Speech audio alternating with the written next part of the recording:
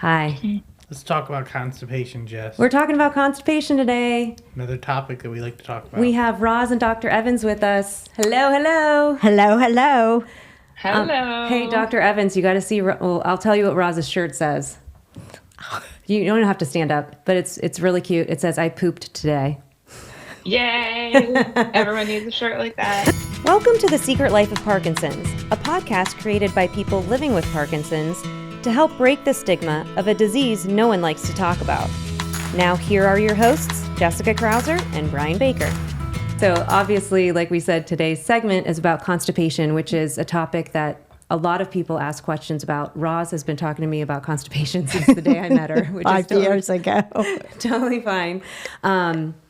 But, you know, having you on our previous segment when we talked about sex, you said you also, you know, a big part of what you consult people on is around constipation. So when I told Roz that, she was super excited, just because, you know, getting any insight from, you know, different perspectives, I think is always very helpful. So with that, I know you sent something over to Dr. Evans. So before we get started on that aspect, Dr. Evans, is there anything that you can share of like what a typical, like how many people you usually, consult with that have Parkinson's and deal with constipation? Is it like a big percentage?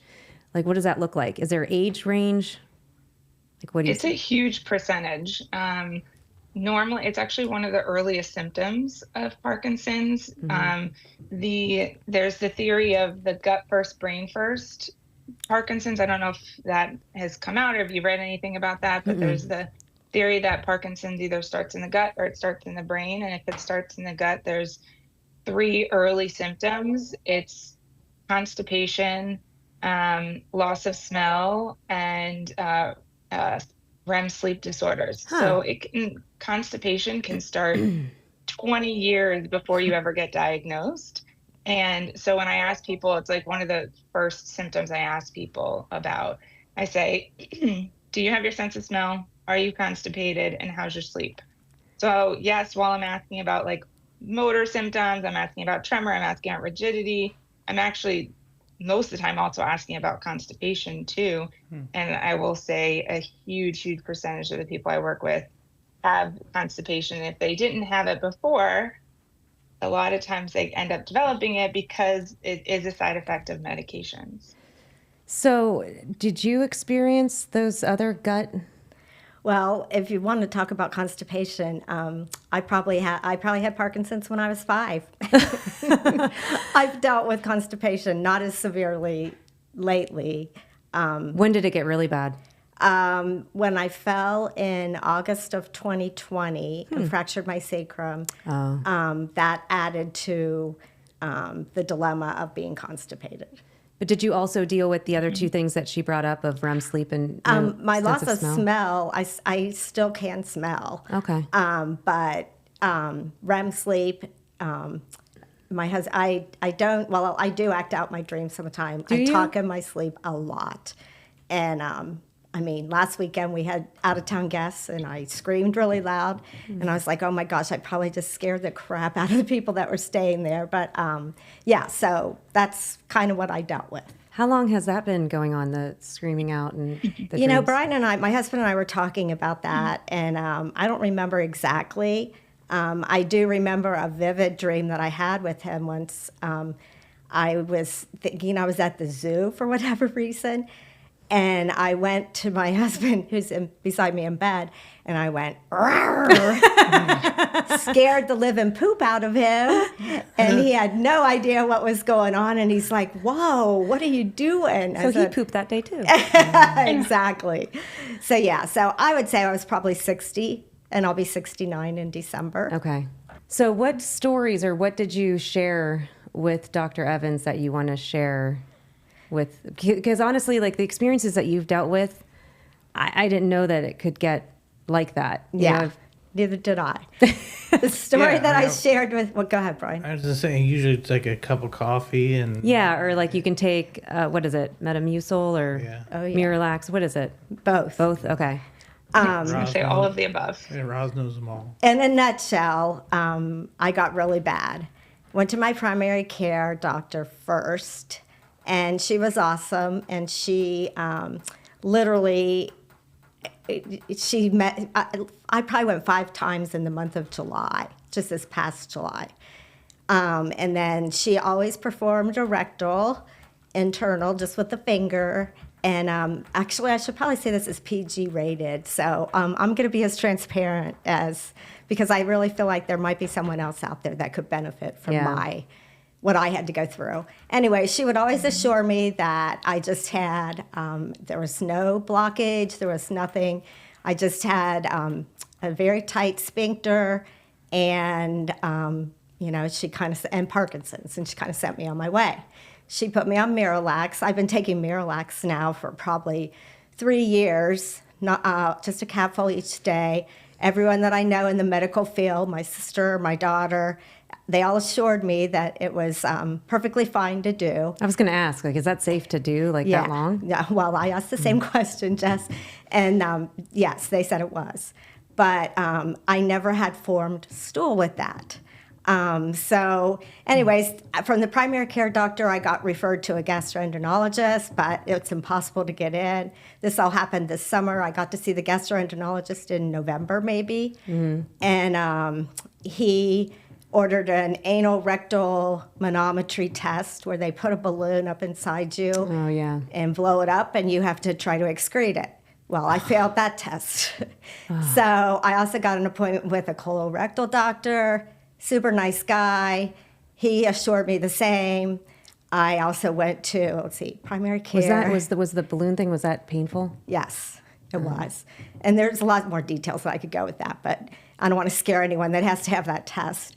Are you glad you had it done, though? Yes. Okay. And then I went to, when I had my fractured sacrum, a spinal surgeon ended up doing spinal surgery on me because I had some, they felt like fragments of bone or whatever. They did some scrape. I had a compressed nerve. That's what it was. So he said he could do some scrapings and he would be able to decompress that nerve. So I had that done in March of 2021. So it was a spine surgery? Yeah. I don't remember you having that. Yeah. It was really, was that during COVID? Yes. Okay, that's right. That's right. So anyway, I went back to, I had, one of my doctors ordered an MRI.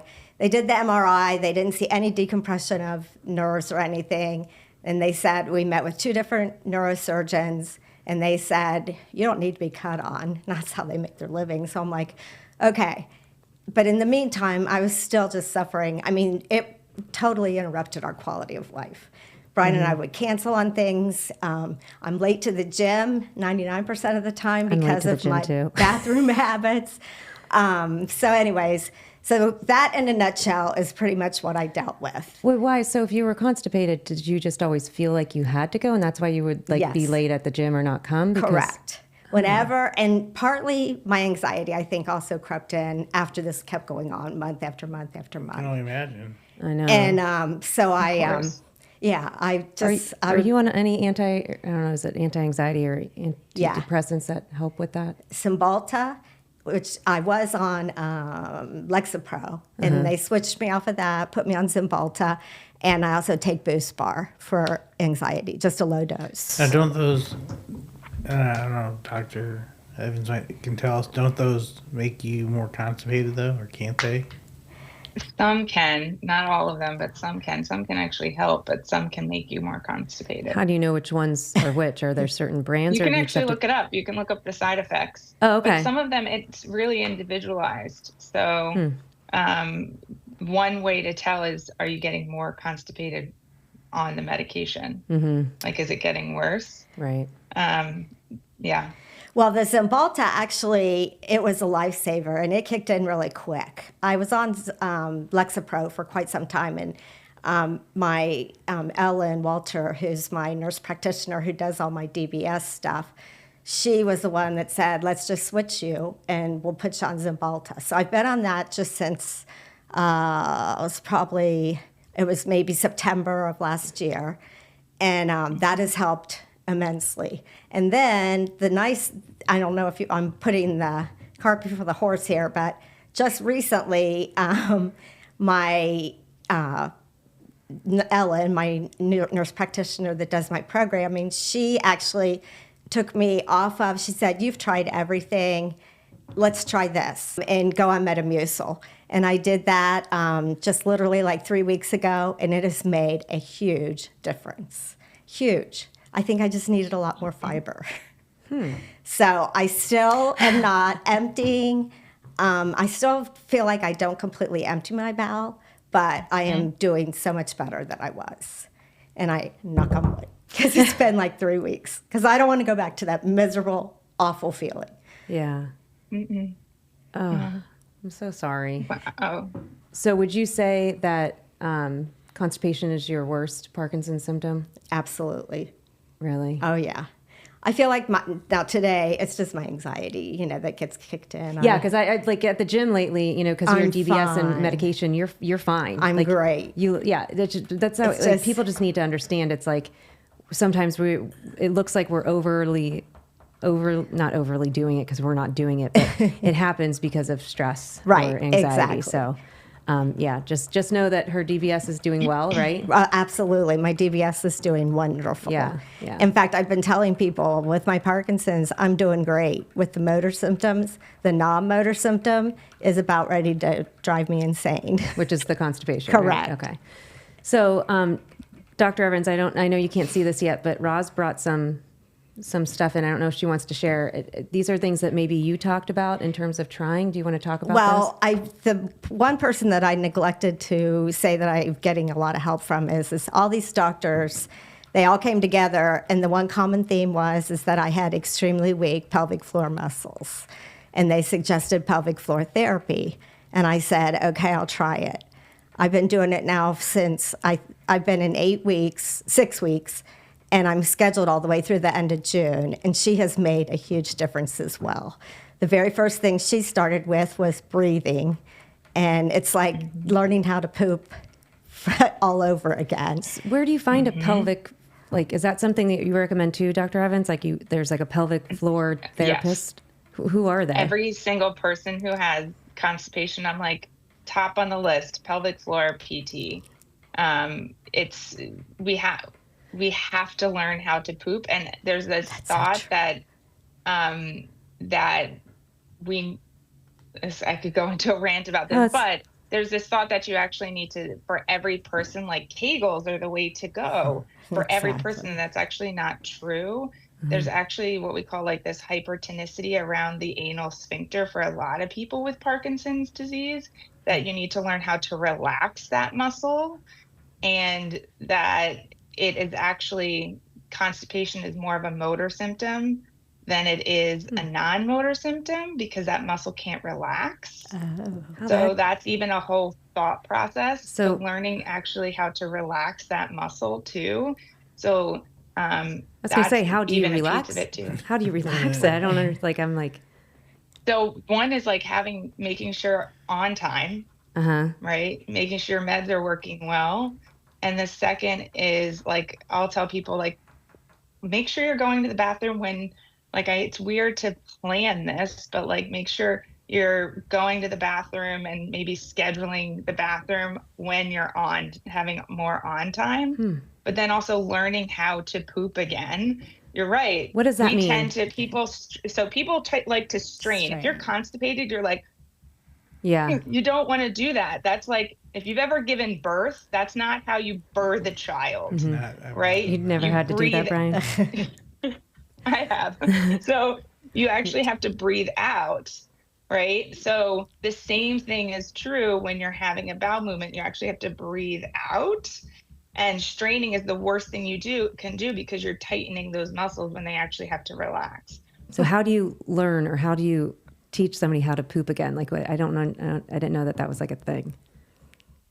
Yeah, they teach you how to breathe again. So like how to functionally breathe and like breathe out when you're trying to have a bowel movement versus holding your breath, because that tightens those muscles when they need to relax when you're having a bowel movement. I guess I never thought about how I don't know. I'm like trying to think now. Because constipation is not an issue for you, right? Right. So it might be smooth sailing for you, but it's not for everybody, right? And so like learning to have a bowel movement again, a pelvic floor specialist, physical therapist can see like, okay, these muscles are hypertonic or tense. These are more relaxed. We need to balance these out so that it's easier to have a bowel movement. And there's tools that they can give you. There's strengthen here, relax here. There's all these tools that they can give you, exercises that they can give you that are just amazing. And they're everywhere. They're at hospitals. They need to be given, the neurologist needs to like write Have a their number. prescription. So not just for like physical therapy, but physical therapy for your pelvic floor. So that that is a specific part of physical therapy. Like they're called pelvic floor physical therapists. Yes. Like that's what you would look up. Okay. Yeah. So speaking of tools, you brought some tools, and I have no idea what you brought, so I have no idea what's about to come our Could way. be scary. Well, really, it's not a feather. The first thing that my pelvic floor therapist did was she did breathing exercises with me. Exactly, and it's learning how to breathe and not hold your breath. Did you realize even that you were doing that? No. Okay. And so we spent probably 2 whole sessions on the breathing techniques. And then after that, she introduced, what's the next thing she introduced? She introduced a stretchy band that you put around your waist or up higher to make sure that when you're breathing in and filling your diaphragm and your whole. And Didn't then, we do that like in singing? Were you there for that singing class and she did that? Okay. Yes. And then you breathe out. And for me to breathe out, I breathe out and then I have to like blow into my hands. And I get the best result that way. Interesting. Then she also introduced exercises, which I do like 3 or 4 times a day. And not Kegels. No, not Kegels. Just a lot of stuff that Melissa's doing in the core class right now, like windshield wiper your legs and bridges and just things that the core class really touches on and makes it stronger. Core on the floor. Core on the floor class, yeah. Okay. And then she introduced this lovely little, and I think Dr. Evans might have had this on her. Do you want me to take it? Yeah, just pull it out. It's in the bag. Yeah. Oh. Or it's in the box. Yeah, it's in the Pelvic box. wand. Yeah. And that she uses for like a massage. So like this. Yeah. That has not been my favorite thing because with Parkinson's. It has or and has not? Has not. Okay. It's with Parkinson's and a tremor, it's hard to insert it in your rectal area without shaking like a leaf for me. What are you supposed to do when it's in there? Sorry. Well, actually, it's like a massage. It's a massage art. I mean, it's a good way to massage those muscles. So we've kind of set that tool back to the side, and she does more internal massages. My complaint about that is that the internal massages, once you get used to it, are very helpful. But just like if you go get a massage on a tight spot in your neck or wherever, the day or the 2 days after, you're really sore because she's massaging those muscles. And then the other tool I have it's a TENS machine. Okay. You just have to flip those down, Jessica. Okay. And it's electric pulses, and you put 2 of these little pads on the back of your leg, and you plug it into this TENS machine. And it takes care of, Dr. Evans, what's the vein that runs up the back of your leg? Is it the vagus vein? No. The vagus nerve is here. Okay. Have you seen these TENS machines before? I have one. Okay. Yes, I recommend them to a lot of people for vagal nerve stimulation. Okay. Well, that's what I use that for. So what? I don't understand. I just researched these the other day for my pinched nerve in my neck. Okay. I had to look up and make sure that they were safe with the DBS. That's what I had to do when we first tried it out, and it was. It just has to be so far apart from it. But so I see this. Yeah, you plug in the electron, which the these cords. These are the cords. And then if you open this up, this has the little pads in it. Oh, can I open this? Uh-huh. Okay. Yep. So there's Yeah, I wires. tend to not recommend it for my patients who have DBS Why? because it's electrical impulses. Right. And I checked with Ellen, and she said as long as I was like a foot, it didn't get close to where my battery is and stuff, it was fine.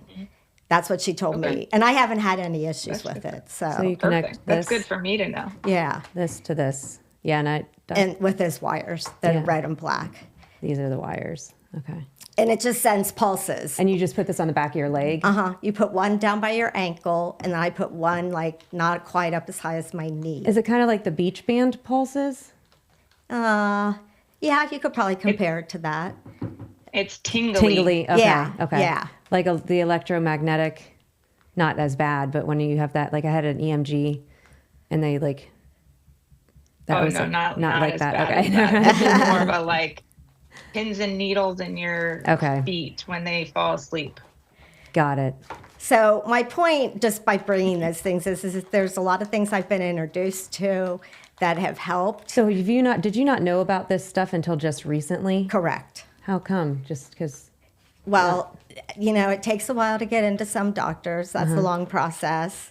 It took a little while for my primary care doctor to not think, because my regimen was a capful of Miralax every day, a stool softener, 400 milligrams of magnesium, and that was pretty much it. So And the Mediterranean diet. I was going to say, did anyone talk to you about Nutrition. fiber or diet No. other than saying Mediterranean? Okay. No, really, they really nobody didn't. talked about diet. Nope. Jeez. And I knew that was part of it because when I was, when I was on the Miralax, I never had, like I said, formed stool. And I just finally, reached my wit's end with this all. And I said to Ellen, I saw her on April 14th. And I said, this has gone on long enough. It's ruining my quality of life. I mean, my husband and I had to cancel things. I constantly had that rectal pressure. I was miserable. I was grouchy. I couldn't wear the "Today I Poop" shirt and let my husband know it's okay to talk to me today, I mean, I was truly at my wit's end. And two things happened. I got one last thing that the primary care tried was a cream that was to be used internally in the rectum, and when it was a compound drug that my husband had to go pick up at a special pharmacy, and when he came home, you know how you have to have a prescription, there has to be a diagnosis. Well, there was a term on there called tenesmus. It's tenesmus. And when I opened this cream up and I saw that tenesmus, I looked at Brian and I said, "What is this?" And he Googled it, and we both were stunned. It was exactly the definition of everything that I had gone through. Feeling like you constantly have the urge to go poop and the rectal pressure and not being able to produce anything. It's not a diagnosis. Correct me if I'm wrong, Dr. Evans, but it's a symptom. Well, I was 50% better just mentally because I finally had something that I could attach to what was going on. I was like, I'm not crazy. I mean, I was really beginning to think that I was just crazy. And then come to find out at the gym that I go to, there's two other people that have approached me that are in the same boat. Well, more people might be approaching you now after this. Well, and I told Jessica, I said, if she would have asked me to do this 3 years ago, I would have said, no way. I cannot sit there and talk about poop because when I go to the gym now, everyone's going to look at me differently. That's poop lady. I think we did ask you to do this 3 years ago when we first started because that was one of the topics. And you're like, yeah, maybe I'll talk about it sometime. And then we got on to DBS instead. Exactly. But that and the fact that, so many people talk about it. Exactly. And, Jessica and Brian have done these podcasts where it's not about me. It's just, and I said it to Dr. Evans, any tips that she can give that I didn't mention would be more than welcome because it's just a miserable, miserable feeling. And I would look at Brian some days and say, Not this Brian, husband Brian. This is, You should look at me that way, too. yeah, really. If this is my quality of life, I'm done, we got to make a change. So Thank you so much for sharing all of that. Like, Yeah. You're really welcome. appreciate it. Dr. Evans, what other tips, ideas like Tips that? or tricks. Yeah, that maybe Roz didn't talk about, although I don't know what else you wouldn't have covered. You did a lot. I think I'm sorry that it took so long to get to a pelvic floor specialist and for someone to talk to you about, fiber. Right. Because I think one of the things that when we talk about, like, let's just start with diet, there's like this shelf of things that you can do for constipation is just insane and it's not tapped into. It's like take Miralax and you're good. I have people on an insane amount of meds, pharmaceuticals for constipation, and no one has talked to them about fiber. It is I'm shocked, and you need like 30 grams of fiber a day. Whoa. Like 30 grams of fiber a day. That's a lot. And most people aren't getting that. I know I should know this, So- but what foods give you the highest amount of fiber? Raspberries. Good question. Oh, yeah. So raspberries are great. Legumes. So like lentils, beans, and veggies, great sources of fiber. You can get it in like chia seeds. I love chia seeds. It's a really easy place to I throw it in my non-dairy yogurt because I tell my patients not to have dairy. Right. Because it can be constipating and you shouldn't have it if you have Parkinson's. So I tell people to throw it in their non-dairy yogurt, like 2 tablespoons. And that's a ton of fiber. And then throw like a scoop of, I was counting it yesterday. I had 15 grams of fiber in my morning non-dairy yogurt. Oh my Just 15 gosh. grams between blueberries, between my non-dairy yogurt and the fiber that I put in there and the chia in there. What Just if you- because I was like, oh, I'm going to add a little extra. So But is- it's really go ahead. Does it counter? Does it you definitely negate the fact of if you have blueberries, raspberries, and let's say the chia seeds, but let's say you do drink milk or have some sort of dairy, did you just totally just eliminate the fiber that you gave yourself? No. Okay. No. Dairy doesn't take out the fiber component of it. I just tell research shows that Right. dairy increases likelihood of getting Parkinson's, but dairy for a lot of people is constipating. So does it counteract it? No. One of the things that fiber is doing is it's also feeding beneficial bacteria in your gut that helps promote motility. It helps promote moving food through your intestines. So there's the benefit in that too. And you just need beneficial bacteria to decrease inflammation in your gut, which decreases inflammation in your entire body. So I think from a foundational perspective, right off the bat, people are like, oh, I'm eating a ton of vegetables. Well, have you ever counted how much fiber you're actually getting in a day? And I think most people haven't. So I don't care if you need to supplement with fiber, that's fine. But make sure you're getting that 30 grams of fiber, which also means you need to make sure you're drinking enough water. Right. Or else you're going to get bloated, Exactly. right? You're going to and people are like, you told me to have how much fiber and now I'm bloated. I'm like, well, how much water are you drinking? All right. That's and good to so know. it really, you have to make sure from a foundational perspective, we are doing everything we can to have a bowel movement because yes, you have Parkinson's disease, but you are also a human being who needs fiber and needs water. Right. What do you do about the not feeling like you're empty? Like you've had a bowel movement, but you still feel like there's more. You have an Belong urge there. to go. Yeah. Yeah, so that's the pelvic floor PT. The more that you do it, it'll be easier. Okay. I love that you're doing the breathing exercises. That's a meditative breathing. What they're teaching you Right. is essentially meditative breathing in through your nose, out through your mouth, and that practice of breathing. Like, are you actually breathing in full air through it, deep enough breaths, and then breathing all the way out? Right. The more you do pelvic floor PT, it'll be easier. The other thing is that I love is squatty potties. If you don't have a squatty potty, Get one. get that on your Amazon cart Okay. because You don't have one? essentially Oh. the way that our toilets are set up in this country is that they're high up, which makes sense, right? If it's really low, it's harder to get up. But it essentially is making us have a bowel movement at like a 90-degree angle. Right. I remember Versus seeing if we lift our knees up, it's like sliding out. So that's what the squatty potty does. It lifts it's like a step stool. I remember somebody that I used to work with talked about this years ago, and I was like, oh, what? And so I remember like looking it up because I think one of my kids was like having an issue. But it's interesting. Like, you know, you have the toilet seat, and if it is too high, and then like your backside is here, and then your legs go down, you're not getting it. But if your legs go up, your body moves up. So like she said, you're at a 90-degree angle for it to come like straight down, which I'm like, that totally makes sense. Right.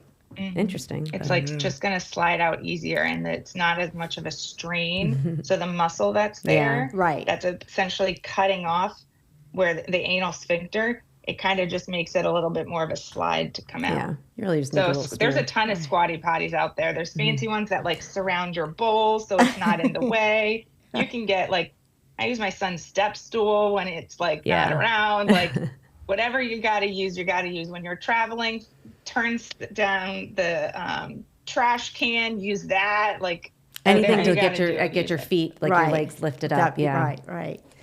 Yeah, she did tell me that at the beginning, and I just never hooked on to the squatty potty. I tried using like a stool, but it didn't really work. Of course, they're looking at me. I'm only 4'10". Yeah, she's pretty short. So those toilets. So you definitely need a squatty potty. Yeah, I do. You're right. Go home and purchase it today. You definitely need the squatty potty. Every toilet's high for you. Poor Roz. And of course, I'm married to a guy that's 6'1", so he doesn't need no squatty potty. Any other tips or tricks that? So I think what I want to do is point out, and we'll highlight this again at the end, is that if you do have issues with constipation, regardless of Parkinson's or not, diet is huge. Like changing your diet, adding fiber, at least 30 grams, doing pelvic floor therapy, getting a squatty potty, and drinking enough water. What else is? Oh man! I feel like that's a pretty good list. That's a foundational, like that's just like a starting point. When people come to see me, I'm like, we got to start here, and once this is set, we'll move on. So then we get to the other things, right? So the microbiome of people who have Parkinson's is very different than people who don't have Parkinson's. This is being studied, and the research is skyrocketing. So this is where like the traditional people ask, like, should I take a probiotic? Is that the cure to it? And I generally say no. So most of the patients I work with, I'm like, chuck it. Like, don't take it. And that's very controversial.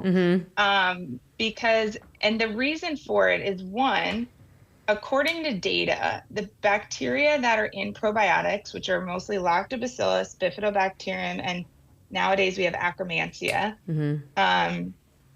those are shown to be high in people who have Parkinson's disease. So you're taking something that you're high in. Now, does that mean that, like, if I give you more, you're not going to have more benefit? Not necessarily, because there is some data saying some probiotics give you some benefit, but those are small trials, short term, not like, let me take this supplement for the rest of my life. Right? So if I say, hey, you want to try a probiotic? Try it for 3 months. If you don't have any benefit in your motor symptoms or your constipation, stop it. But isn't it even also just good to take just in general with, because of different, I don't know, illnesses or something, to help you just keep your overall health. Or no? Say that again? I mean, isn't it like, because anytime like my kids would get sick, my sister is like, she's like, I would have been pumping myself with probiotics, before that, just to keep your body healthy. No, I tend to not. Like, so the way that I explain it to people is, so your microbiome is, think about it like a garden, okay? And taking a probiotic is like planting only green peppers. No one just wants green peppers, right? You want a garden that has a variety of things, because all of you want green peppers, you want squash, you want red peppers, tomatoes. You want all of it, right? Because all of those things do different things for your body, Cucumbers. right? Like even in that analogy, red peppers do certain things, green peppers do other things. Zucchini does things like nutritionally, right? Yeah. So you want a variety, and the way to do that is to, including like preventing you from getting sick and whatnot. That the way to do that is by diversifying your diet, right? And I always go back to diet, but like is by diversifying your diet, and specifically, and like I love to tell people, eat the rainbow, and that doesn't mean Skittles, right? So eat the rainbow Damn in it. fruits and vegetables, and the more variety you get in that, the more diversity you have in your microbiome, and all of those help prevent sickness. The more diversity we're understanding, the more diverse the microbiome is, it equates to better health as well. And there's some data saying that people with Parkinson have a less diverse microbiome. Because we had a segment on with Martha Carlin. She's been doing research for the past 20 years. Her husband had Parkinson's. And she was doing scientific research with a lot of other doctors and researchers on the microbiome. And they started a company, but they did basically all like stool samples. So they'd get samples from like people with Parkinson's, people without. And she created a couple different probiotics that are that you can purchase online, and it's more than just your typical, like what you were saying, like just this one version. So it's like a blend. Which I thought was really interesting, and a couple of us started taking it. Do you still take it? No. So a couple of us started taking it at the gym just to, one, to see like how it regulates, yourself, but it was just like, a different way, like that feels more like all natural than taking, I mean, obviously I didn't change my medication, but yeah, I mean, there's definitely a lot of research out there. And I know that she continues to do research on that, on just the microbiome, not necessarily probiotics, but everything happens in the gut. So how can we help the gut if we're not going to, help with our diet? I made the mistake of telling her one time that I was about to eat a donut before our segment, and she was like, I just told you not to eat stuff like that. I'm like, sorry. Yeah, I'm familiar with her probiotics too, and I've actually told some of my patients to give them a try. I'm not anti-probiotic. I'm more of a like informed decision making. Well, I like when it comes to starting them. Yeah, I like what you're saying is, this is what I think that the idea is just it's understanding the microbiome. It's not just feeding it whatever. It's like but it's understanding your microbiome. And I don't know how, like, I know there is more research going on with it, so hopefully there's more to come. Well, and this is the unfortunate part, is like the testing. It's going to take a while until we get a consensus on it. Like, and the testing anytime. So I do microbiome testing on my patients and I will tell you, in spite of what the research says, I have not seen a lot of that clinically. So there's different ways to test the gut and what bacteria, what protists, what viruses.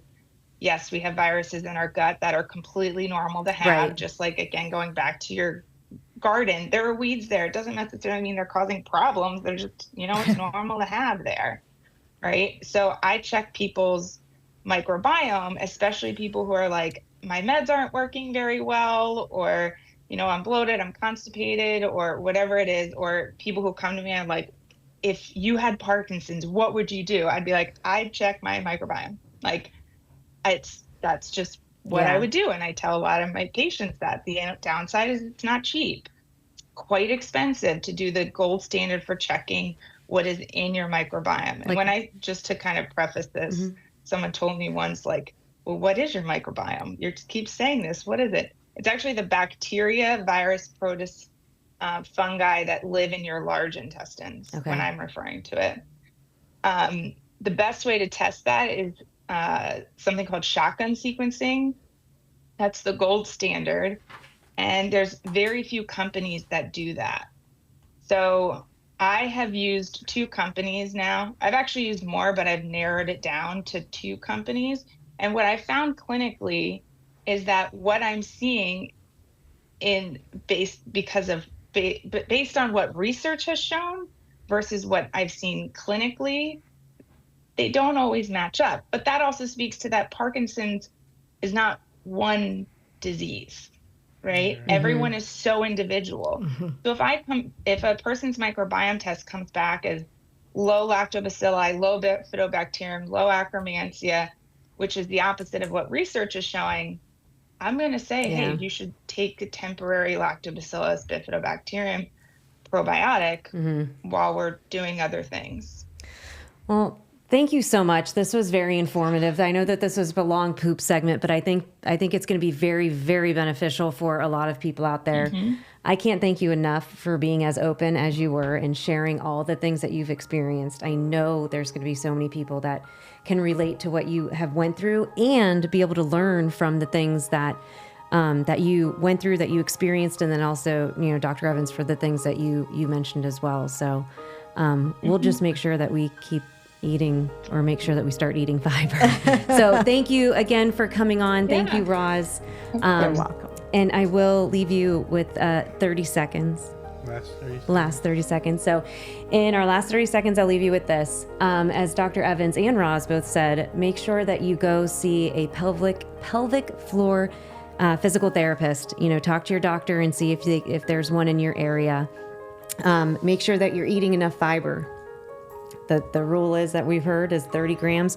And make sure you change your diet. Find things that are high in fiber and continue to drink a lot of water, because you don't want to be bloated by eating all this fiber. But as always, talk to your specific doctor, but those are the tips that we have from personal experience and from Dr. Evans. So with that, we will see you next time. Thank you.